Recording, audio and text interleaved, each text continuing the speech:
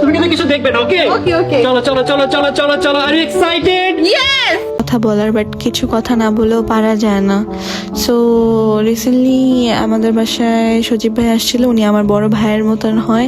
R first of all উনি হচ্ছে আমার বোনের হাজবেন্ডের ভাই।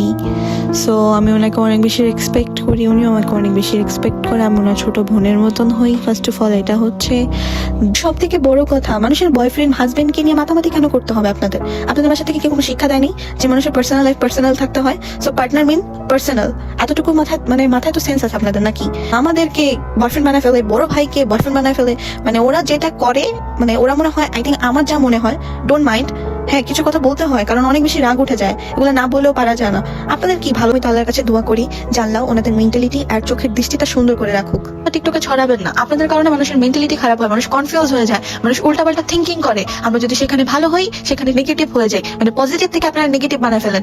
সো প্লিজ গাইস, না মামার সাথে কিভাবে কি হয়ে যায়। যেমন রিসেন্টলি আমি দেখলাম আমাকে আমার হচ্ছে জন্ম আমাকে একটা রিং গিফট করলো, সেখানে কি লিখলো যে ছোটখাটো করে ঋতুকে জয় প্রপোজ করলো। কেন ভাই? তোমাদের মামা তোমাদেরকে গিফট দেয় না? অবশ্যই দিবে না, কারণ উল্টি গিফট করা, তারপর কিছু আর গিফট করা, এটার জন্য যোগ্যতা লাগে। মানুষ কষ্ট করে কাজ করে, যাই কাজ করি প্রত্যেকটা কাজকে রেসপেক্ট করা উচিত, সেটা হোক অনলাইনে, সেটা হোক যেটাই বাইরেই হোক। আল্লাহর কাছে দোয়া করি যে আপনাদের জাতীয় সন্দেহ করার যে ওয়ার্ডটা, ওটা যেন আমি ভাঙতে পারি। এন্ড থ্যাংক ইউ যারা আমার সাথে একমতে ছিলেন। আমি জানি তারা ভালো ফ্যামিলি থেকে বিলং করেন, তাই আমার সাথে একমত ছিলেন। এই কথাগুলা যে মানুষকে যদি কোনো কিছুর ব্লেম দিতে হয়, আমার অবশ্যই সেটা যাচাই বাছাই করা উচিত।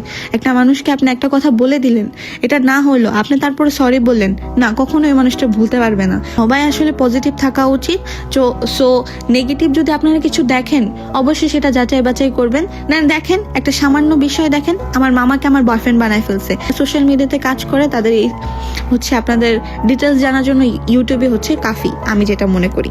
সো আপনারা জানলে ওখান থেকে জানতে পারেন। বাট এসব মানুষের, নেগেটিভ মানুষের কখনোই এরকম ভুল নিয়ে কাদা মাখামাখি করবেন না।